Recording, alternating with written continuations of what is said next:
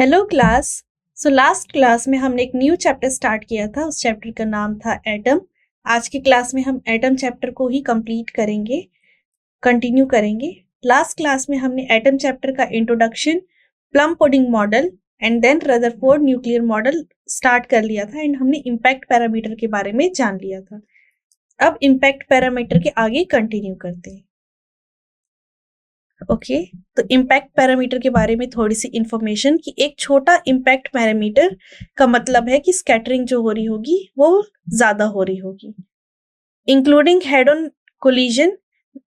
और ये चीज किस पे भी इंक्लूड किया जा सकता है, अल्फा पार्टिकल एंड न्यूक्लियर के बीच में हेड ऑन कोलिजन भी हो सकता है।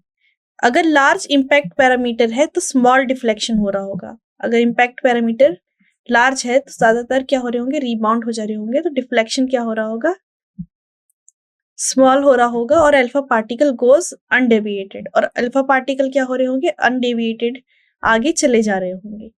The fact that only a small fraction of incident particle rebound indicates the head on collision are rare. जो हमने एक्सपेरिमेंट देखा था उसमें हमने जाना कि बहुत कम ही जो अल्फा पार्टिकल है वो टकरा के 180 डिग्री पे रीबाउंड हो जा रहे थे। इसका मतलब ये कि जो हेड ऑन कोलिजन होता है अल्फा पार्टिकल एंड एटम के न्यूक्लियस के बीच है वो बहुत कम होता है। ये इंप्लाई करता है कि जो मास है एंड पॉजिटिवली चार्ज है वो बहुत छोटे एरिया में, छोटे वॉल्यूम में कंसंट्रेटेड है न्यूक्लियस के अंदर। ये इंफॉर्मेशन दी जाती है। अब हम आगे चलते हैं। अब हम क्या करते हैं, कुछ क्वेश्चंस को समझने की कोशिश करते हैं। ठीक है। In Rutherford nuclear model of the atom, the nucleus is analogy to the sun and electron orbit around it like the Earth's orbit around the sun. Rutherford model का जो एनालॉजी है हम उससे ले सकते हैं कि ये हमारा सन है सोलर सिस्टम में और उसके चारों ओर इलेक्ट्रॉन रिवॉल्व कर रहा है। बट अगर अपने एक्सपेरिमेंट डाटा को अगर हम यूनिवर्सल स्केल में कंपेयर करें तो अर्थ सन के कंपैरिजन में बहुत ज्यादा ही पास है। इलेक्ट्रॉन सन के कंपैरिजन में या फिर न्यूक्लियस के कंपैरिजन में बहुत ज्यादा दूर है। अराउंड 10⁵ मीटर का डिस्टेंस है इनके और इसके बीच में, इतना ज्यादा डिस्टेंस है। If the dimension of the solar system has the same proportional as those of the atom, the earth would be much farther from the sun. यहाँ पर वही लाइन कही गई है कि अगर एनालॉजी हम बिठाने की कोशिश करें न्यूक्लियस एंड इलेक्ट्रॉन का and atom and sun and earth का, तो अर्थ सन के थोड़ा क्लोज है। न्यूक्लियस में जो इलेक्ट्रॉन है वो बहुत ज्यादा ही दूर है कंपैरिजन में सन टू अर्थ। इसका मतलब ये कि ज्यादातर जो हमारा सोलर सिस्टम हो जाता अगर उसमें वही फिजिक्स अप्लाई हो रही होती जो एटम के अंदर अप्लाई हो रही है, वो खाली हो चुका होता, बहुत ज्यादा दूरी पे चीजें प्रेजेंट होती। नेक्स्ट क्वेश्चन को समझते हैं। इन गाइगर मार्टसन एक्सपेरिमेंट, आप अगेन देख रहे हो कि यहाँ पर नाम गाइगर मार्टसन दे रखा है, तो इस नाम को हमेशा याद रखना है। रदरफोर्ड एक्सपेरिमेंट की जगह कभी कभी पर गाइगर मार्टसन एक्सपेरिमेंट भी आता है। The distance of closest approach of the nucleus is of a 7.7 MeV. ठीक है, जो डिस्टेंस है क्लोजेस्ट अप्रोच की न्यूक्लियस की किसी 7.7 MeV अल्फा पार्टिकल की, जब तक वो स्टॉप ना हो जाए वो कैलकुलेट करना है, हमें डिस्टेंस कैलकुलेट करना है। एंड हमें एनर्जी दे दी है अल्फा पार्टिकल की 7.7 MeV। ये एक अच्छा क्वेश्चन है तो इसको हम ट्राई करते हैं। तो इसको सॉल्व करने की कोशिश करते हैं। Distance of the closest approach हम जानते हैं एनर्जी के फॉर्मूले से। एनर्जी किसके इक्वल होगा, 1/4πε0, क्योंकि हम जानते हैं फोर्स वर्क डन या एनर्जी फोर्स इंटू डिस्टेंस के बराबर होता है। एंड फोर्स कितना लग रहा है हमारे पास, 1/4πε0, ठीक है, 2E into ZE R² and distance क्या है हमारी r है, तो हम इस r को कैलकुलेट कर सकते हैं, हमारे पास सारी की सारी वैल्यूज प्रेजेंट है। यही इसको अगर हम r बोल दें या d बोल दें तो d का फॉर्मूला ये हो जाएगा, d equals to 2ze² divided by 4πε0 k, जहां पर k क्या है, काइनेटिक एनर्जी है अल्फा पार्टिकल की। z डिपेंड करेगा कि कौन सा न्यूक्लियस हमने यूज किया है, गोल्ड का यूज किया है तो 79 होगा। e इलेक्ट्रॉन का चार्ज है, ε0 परमिटिविटी ऑफ फ्री स्पेस है, इसकी वैल्यू हमें याद होगी 8.8 × 10⁻⁻11। ओके, तो अगर z है 79 तो डिस्टेंस हो जाएगी 30 फेंटोमीटर, और फेंटोमीटर का मतलब 10⁻⁻5 मीटर। तो इस टाइप के भी क्वेश्चंस हम प्रैक्टिस कर सकते हैं कि अगर हमें एनर्जी दे रखी है और डिस्टेंस कैलकुलेट करना है तो सिंपली वर्क डन वाला कॉन्सेप्ट लगा दिया जाएगा। ओके, अब हम बात करते हैं रदरफोर्ड मॉडल में इलेक्ट्रॉन की ऑर्बिट के बारे में। In Rutherford nuclear model of the atom is visualized as an electrically neutral sphere. जो रदरफोर्ड मॉडल है एटम का, उसमें हमने विजुअलाइज किया है कि एटम न्यूट्रल है। न्यूट्रल इन द सेंस जितना पॉजिटिव चार्ज एटम में है उतना ही नेगेटिव चार्ज एटम में होना चाहिए। ओके, सारा का सारा पॉजिटिवली चार्ज सेंटर में कंसंट्रेटेड है एंड सारा का सारा जो नेगेटिव चार्ज है वो इलेक्ट्रॉन के पास है एंड इलेक्ट्रॉन क्या कर रहे हैं, आसपास रिवॉल्व कर रहे हैं। तो हमने कैसा कंसीडर कर रखा है, electrically neutral sphere consisting of a small massive positive charge, छोटा बट बहुत ज्यादा ही अमाउंट में positively charge, and surrounded by revolving electron, और उसके चारों ओर इलेक्ट्रॉन्स रिवॉल्व कर रहे हैं स्टेबल ऑर्बिट में। Okay, the electrostatic force of attraction between the revolving electron and the nucleus provide the necessary centripetal force to keep them in the orbit. ये हमारा nucleus है। ओके, उसके बाद एक स्टेबल ऑर्बिट है जिसमें क्या कर रहे हैं, इलेक्ट्रॉन रिवॉल्व कर रहे हैं। इनके बीच में जो फोर्स ऑफ अट्रैक्शन लग रहा होगा वो इतनी एनर्जी प्रोवाइड कर दे रहा है कि इलेक्ट्रॉन क्या कर रहे होंगे, बार बार रिवॉल्व कर रहे होंगे कंटिन्यूअसली। ये इंफॉर्मेशन हमारे को मिलती है।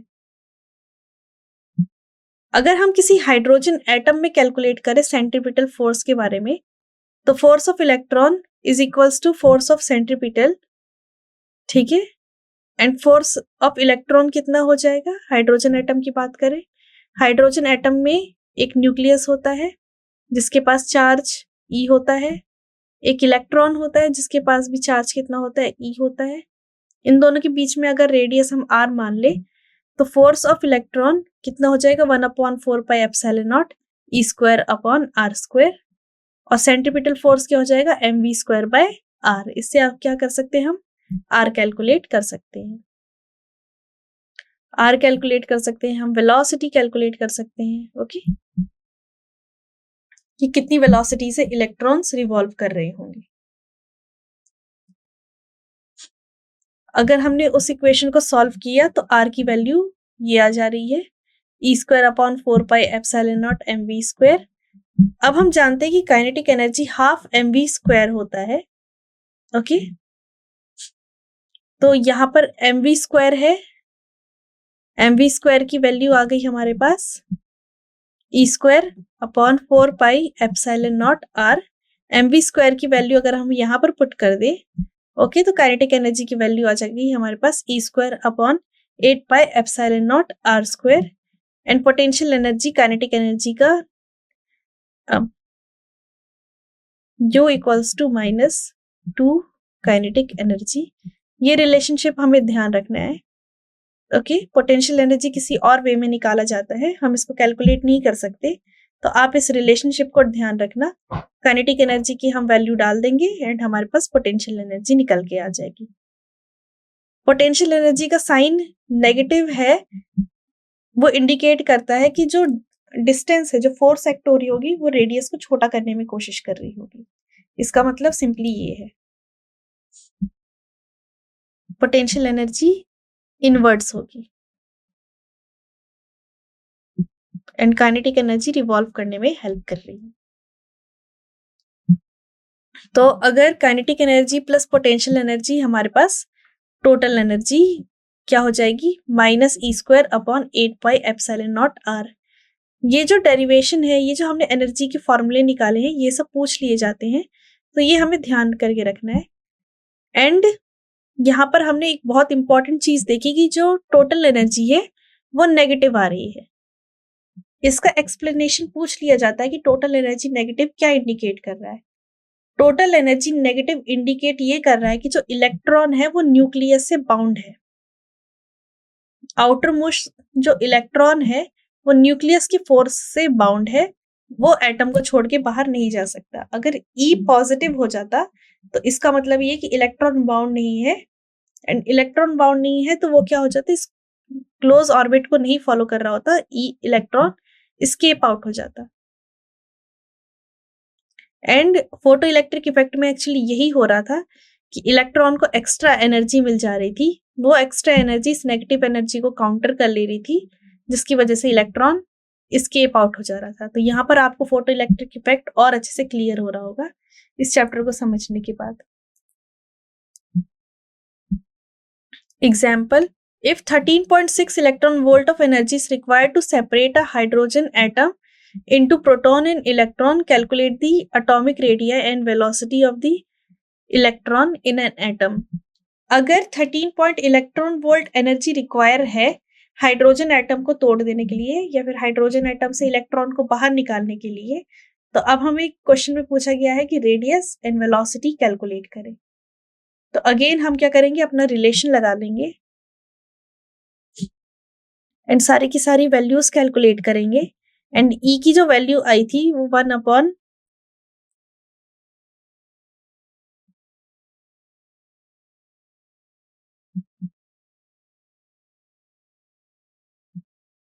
ये थी, ठीक है। हमारे पास ई कांस्टेंट है, एप्सिलॉन कांस्टेंट है, पाई कांस्टेंट है, 8 कांस्टेंट है, ठीक है। तो हम क्या कर सकते हैं, इस पूरे कांस्टेंट की वैल्यू फाइंड आउट कर सकते हैं। एंड हमें एनर्जी गिवन है, एनर्जी हमें दे रखी है -13.6 इलेक्ट्रॉन वोल्ट। इलेक्ट्रॉन वोल्ट को हमने क्या किया, जूल में कन्वर्ट कर दिया। 1 electron volt is equals to 1.6 into 10⁻⁻19 joule, ठीक है। तो उससे क्या हुई, एनर्जी कैलकुलेट कर ली हमने जूल में। एंड इस इक्वेशन का यूज करके हम क्या करेंगे, आर की वैल्यू कैलकुलेट कर लेंगे, बिकॉज हमें ई 8 पाई एप्सिलॉन इन सब की वैल्यू पता है। आर कैलकुलेट हो गया, जो कि आया अराउंड 5.3 इंटू 10⁻⁻11 मीटर, ओके। ये हमारे पास आर आ गया। तो वो जो इक्वेशन थी F E equal to F C, इसको कंपेयर करके हमने आर की वैल्यू निकाली थी E²/4πε0mv²। यहां से हम v कैलकुलेट कर लेंगे, r मिल गया तो v कैलकुलेट कर लिया हमने। तो v की वैल्यू आई हमारे पास 2.2 इंटू 10⁻6 मीटर पर सेकेंड, एंड r आई हमारी 5.3 इंटू 10⁻⁻11 मीटर। तो हमने, अगर हमारे पास एनर्जी थी तो उससे हमने रेडियस एंड वेलोसिटी दोनों की दोनों कैलकुलेट कर डाली। तो काफी अच्छा क्वेश्चन था, इससे हमने जितने भी फॉर्मूले अभी पढ़े उसकी प्रैक्टिस हो गई। अब हम जानते हैं अबाउट एटॉमिक स्पेक्ट्रम, ठीक है। एटॉमिक स्पेक्ट्रम टॉपिक इंपॉर्टेंट है बिकॉज ये टॉपिक हमें एक्सप्लेन करेगा कि रदरफोर्ड मॉडल के क्या क्या ड्रॉबैक्स हैं एंड बाल्मर ने क्या चीज स्टडी करा था। So each element has a characteristic spectrum. हमने फोटो इलेक्ट्रिक इफेक्ट में डी ब्रोगली वेवलेंथ के बारे में पढ़ा था, एंड वेवलेंथ कहती है कि लैम्डा इक्वल्स टू h/p। तो हम जानते हैं कि हर एक एलिमेंट के पास उसकी एक वेवलेंथ एसोसिएटेड होती है, एंड बिकॉज हर एक एटम के पास एक वेवलेंथ एसोसिएटेड होती है, तो इसका मतलब ये कि हर एक एटम के पास एक एटॉमिक स्पेक्ट्रम भी होता है। So each element has a characteristic spectrum of radiation। हर एक एलिमेंट के पास एक डिफरेंट स्पेक्ट्रम होता है जो रेडिएशन में हमें दिखता है जब वो एनर्जी रेडिएट कर रहे होते हैं।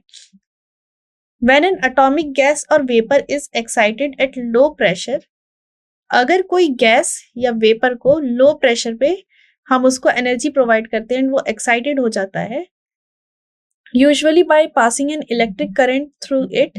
एंड एक्साइट किस वे में कर रहे हैं हम? इलेक्ट्रिक करंट पास करके। The emitted radiation has a spectrum, ठीक है। तो क्या करेंगे, वो गैस मॉलिक्यूल एनर्जी को रेडिएट करेंगे एंड वो एमिटेड रेडिएशन का एक स्पेक्ट्रम होगा, ठीक है, which contain certain specific wavelength only. And वो स्पेक्ट्रम क्या कर रहा होगा, कुछ स्पेसिफिक वेवलेंथ को ही कंटेन करके रखेगा। A spectrum of this kind is term is emission line spectrum.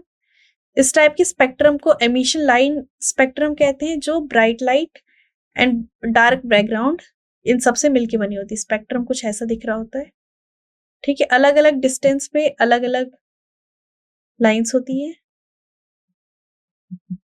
Okay, अभी डायग्राम दिखेगा तो आपको और अच्छे से क्लियर हो जाएगा। तो ये रहा एक spectral diagram. Okay, Lyman Balmer Paschen, ये क्या लिखा ये अभी आपको समझ में आ जाएगा। बट हमने क्या किया, किसी गैस को एक्साइट किया एंड एक्साइट करने की वजह से वो गैस एक रेडिएशन एमिट करने लगा।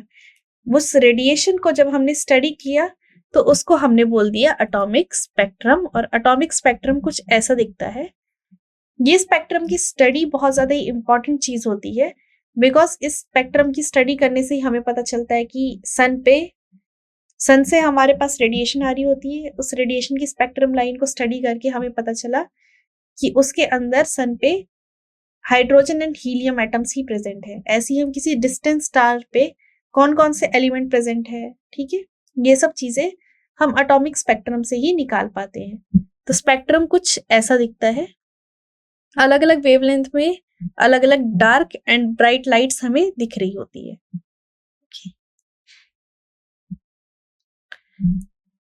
The spectrum emitted by the atomic hydrogen. हम एटॉमिक हाइड्रोजन का जो स्पेक्ट्रम है उसको थोड़ा डिटेल में स्टडी करेंगे। ओके, एंड ये जो स्पेक्ट्रम है वो एक तरीके से फिंगरप्रिंट की तरह काम करता है कि किसी एक स्पेसिफिक गैस को अगर हमें आइडेंटिफाई करना है तो। जैसे कि मैंने बताया, अर्थ में हाइड्रोजन गैस को क्या करो, एक्साइट करो, एंड फिर हाइड्रोजन गैस क्या करेगा, रेडिएशन को एमिट करेगा। उस रेडिएशन से क्या करेंगे, हम स्पेक्ट्रम बना देंगे,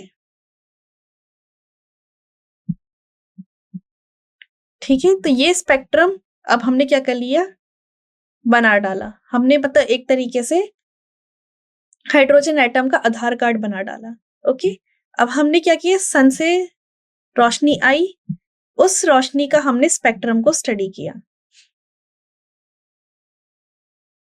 और हमने देखा कि सन से आने वाले स्पेक्ट्रम लाइट, सन की लाइट से मिलने वाला स्पेक्ट्रम और हाइड्रोजन एटम को जब एक्साइट करके जो मिलता है स्पेक्ट्रम, वो दोनों आइडेंटिकल है। तो इससे हमने जान लिया कि सन पे हाइड्रोजन गैस प्रेजेंट है।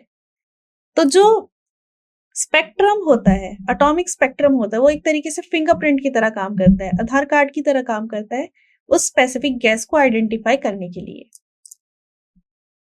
ठीक है। When white light pass through a gas we analyse the transmitted light using spectrometer to find some dark line in the spectrum.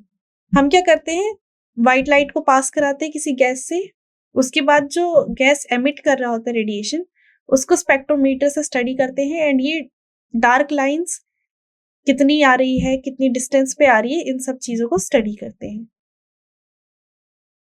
These dark lines correspond to precise to those wavelength which were found in the emission line spectrum of the gas। ये जो dark line है, ठीक है, ये बिल्कुल हमेशा same pattern में ही हमें मिल रही होती है अगर सेम गैसेस को यूज किया जाए तो, और किसी एक स्पेसिफिक वेवलेंथ को ये स्पेसिफाई करती है। इसी चीज को कहते हैं, this is called the absorption spectrum of material of the gas.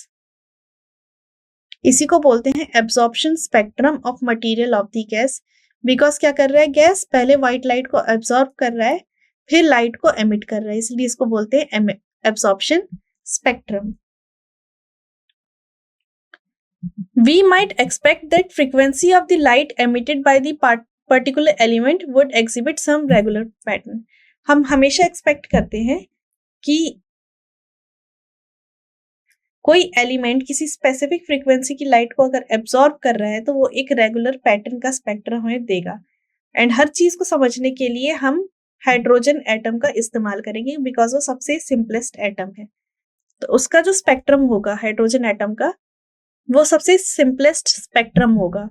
अभी हम समझेंगे कि ये स्पेक्ट्रम्स बनते कैसे हैं। In the observed spectrum, however, at the first sight, there does not seem to be any resemble of the order of regularity in spectral line. जब किसी स्पेक्ट्रम को हम ऑब्जर्व करना शुरू करते हैं तो हमें पहले पहले तो यही लगता है कि वो किसी भी हमारे पास जो नोन स्पेक्ट्रम है उसके साथ मैच नहीं कर रहा होता। But spacing between the line with in the certain set of hydrogen spectrum decrease in regular way. But हमने जाना कि ये जो स्पेसिंग होती है लाइंस के बीच में, आप देख रहे हो पहले ज्यादा, फिर और छोटी स्पेसिंग, फिर और ज्यादा स्पेसिंग। तो हमने एक पैटर्न ये जाना, ये जो स्पेसिंग होती है वो कंटिन्यूअसली डिक्रीज हो रही होती है एक रेगुलर वे में, और इसी सीरीज का बनना, ठीक है, को बोलते हैं स्पेक्ट्रल सीरीज। ये एक हाइड्रोजन एटम की एक स्पेक्ट्रल सीरीज है। आप इसमें देख पा रहे हो कि पैटर्न्स के बीच में डिस्टेंस थोड़ा कम है, फिर यहाँ पर थोड़ा ज्यादा बड़ा है और यहाँ पर बहुत ज्यादा बड़ा है। तो ये जो हमने नाम लिखा है लाइमन, बाल्मर, पाश्चन, इन सबको बोलते हैं हम spectral series. Okay, in 1885 the first study series was observed by Balmer. Balmer एक साइंटिस्ट थे जिसने हाइड्रोजन एटम की सीरीज को पढ़ा था, ठीक है। एंड उसने जो सीरीज को पढ़ा था, ये जो स्पेक्ट्रल लाइन में जो सीरीज बन रही है, close close close, and then फिर थोड़ी सी डिस्टेंस वाली, फिर ज्यादा डिस्टेंस वाली, तो बाल्मर ने एक सीरीज को पढ़ा एंड उस सीरीज को नाम दिया बाल्मर सीरीज, ठीक है। बाल्मर सीरीज में ये सारी चीजें आएंगी, अभी हम डिस्कस करते हैं। The line with the longest wavelength, जो लाइन जिसकी वेवलेंथ लॉन्गेस्ट है या फिर डिस्टेंस सबसे ज्यादा है, 656.3 नैनोमीटर, ठीक है, इसको H अल्फा लाइन कहते हैं। उसके बाद जो थोड़ी सी छोटी वेवलेंथ है इसको बीटा लाइन कहते हैं, देन गामा, डेल्टा, और ऐसे से करते करते लाइन क्या हो जाती है, H इन्फिनिटी तक जारी होती है। H इन्फिनिटी सबसे छोटी लाइन होती है हमारे पास। ओके, ये जो H अल्फा लाइन होती है रेड कलर को करस्पॉन्ड कर रही होती है, एंड ये जो H गामा लाइन होती है ये वायलेट कलर को करस्पॉन्ड कर रही होती है। बीच में और डिफरेंट कलर्स आ रहे होते हैं। एंड H अल्फा सबसे छोटी वेवलेंथ होती है जो हमें एटॉमिक सीरीज से मिलती है। एज द वेवलेंथ डिक्रीज, जैसे जैसे वेवलेंथ डिक्रीज हो रही होती है, लाइंस और ज्यादा क्लोज आ रही होती है। ओके, जैसे कि आपने देखा कि रेड की वेवलेंथ सबसे ज्यादा है तो वो सबसे दूर था, एंड वायलेट की और छोटी है तो वो और पास होती जा रही थी लाइन के। तो जैसे जैसे वेवलेंथ डिक्रीज हो रही होती है, लाइंस क्या हो रही होती है, एक दूसरे के क्लोज आ रही होती है, and are weaker in intensity, और वीकर होती जा रही होती है इंटेंसिटी में। तो बाल्मर ने एक बहुत ही सिंपल इंपीरिकल फॉर्मूला दिया, this is that empirical formula, कि 1/λ इक्वल्स टू आर, ठीक है। 1/, इस वाले को n1 स्क्वायर कह देते हैं और इसको n स्क्वायर कह देते हैं, ठीक है। जहां पर n की एंड n1 की एक क्या हो रही होगी, इंटीजर वैल्यू हो रही होगी, एंड r एक कांस्टेंट है जिसको रिडबर्ग कांस्टेंट कहते हैं, एंड r की वैल्यू होती है 1.097 इंटू 10⁻⁷ पर मीटर, और इस इक्वेशन को बोलते हैं Balmer formula. Balmer formula, okay. अगर मान लो उस फॉर्मूले में n की वैल्यू 3 होती, ठीक है, n की वैल्यू अगर 3 होती तो लैम्डा की वैल्यू क्या आ जाती, बिल्कुल वही H अल्फा वाली लाइन 6.56.3 नैनोमीटर। तो आप देख रहे हो इस फॉर्मूले ने करेक्टली H अल्फा की वैल्यू बता दी, तो ये फॉर्मूला बिल्कुल करेक्ट है, ठीक है। ऐसे ही हम n=4 के लिए ऑब्टेन करते तो H बीटा वाली लाइन की वैल्यू आ जाती। सिमिलरली अगर n की वैल्यू इन्फिनिटी डाल देते तो हमें फाइनल वैल्यू आ जाती, एंड n की वैल्यू इन्फिनिटी पे 1/λ equals to r 1/2 square minus 1/n square. n की वैल्यू इंफिनिटी डालते ही जो हमें वेवलेंथ मिल रही है वो शॉर्टेस्ट वेवलेंथ है, मतलब हाईएस्ट फ्रीक्वेंसी। फॉर्मूले से भी आप चेक कर सकते हो।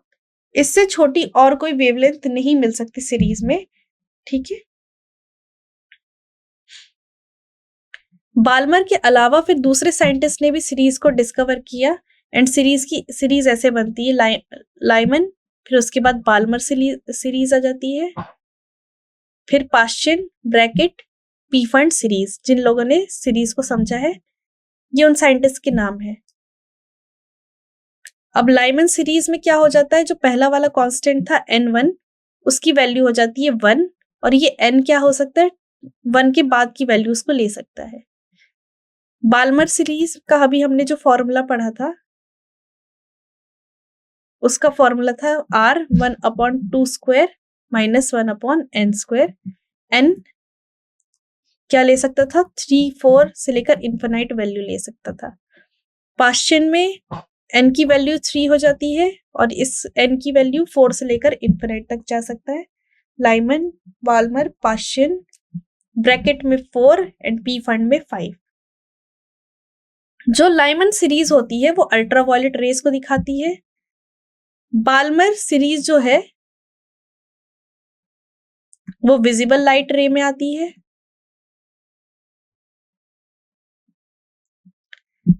पाश्चिन एंड ब्रैकेट सीरीज जो है वो इंफ्रारेड रे में जाती है और पी फंड उससे भी नीचे की रेस में जाती है।